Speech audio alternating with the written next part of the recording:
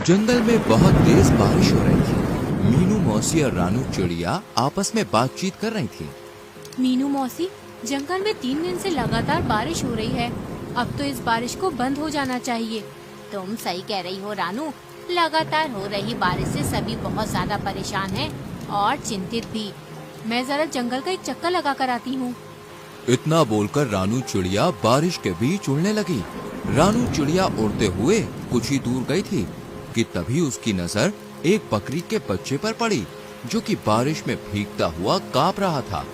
अरे ये बकरी का बच्चा तो ठंड में कांप रहा है। लगता है ये अपने घर का रास्ता भूल गया है।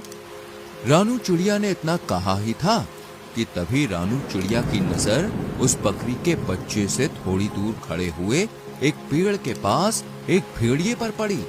ये भेड़िया तो हमारे जंगल का मालूम नहीं होता, ये तो किसी दूसरे जंगल का लगता है। रानू चिड़िया उड़ते हुए भेड़िए के पास पहुंच गए। कौन हो तुम? मैं अपने जंगल के सभी प्राणियों को जानती हूँ। तुम तो इस जंगल के नहीं लगते। तुम सही कह रही हो, मैं इस जंगल का नहीं हूँ। मैं इस जंगल से गुजर रहा था कि तभी बारिश शुरू हो गई। बारिश से बचने के लिए मैं इस जंगल में रुक गया। जब बारिश बंद हो जाएगी तो मैं चला जाऊंगा। ठीक है। इतना बोलकर रानू चिड़िया उस बकरी के बच्चे के पास जाकर बोली, तुम यहाँ पर क्या कर रहे हो? तुम्हारी माँ कहाँ है और तुम्हारा नाम क्या है? मेरा नाम गोलू है। मैं बारिश में खेल रहा था, मगर खेलते खेलते बहुत दूर निकल आया और घर का रास्ता भूल गया। इतना बोलकर गोलू रोने लगा। तुम चिंता मत करो, मैं तुम्हें तुम्हारे घर ले जाऊंगी। मेरी माँ मना कर रही थी, लेकिन मैंने उनकी बात नहीं मानी। तुम्हें अपनी माँ की बात माननी चाहिए थी। चलो मेरे साथ।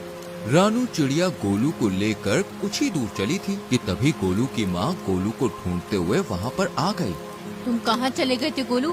तुम्हें पता है मैं कितनी परेशान हो गई थी। अपनी माँ को देखकर गोलू खुश होते हुए बोला, मैं आपकी अब हमेशा बात मानूंगा माँ। रानू चिड़िया गोलू की ओर देखकर बोली, अब तुम अपनी माँ के साथ घर चले जाओ और जब तक बारिश बंद नहीं हो जाती तब तक बाहर खेलने मत आना।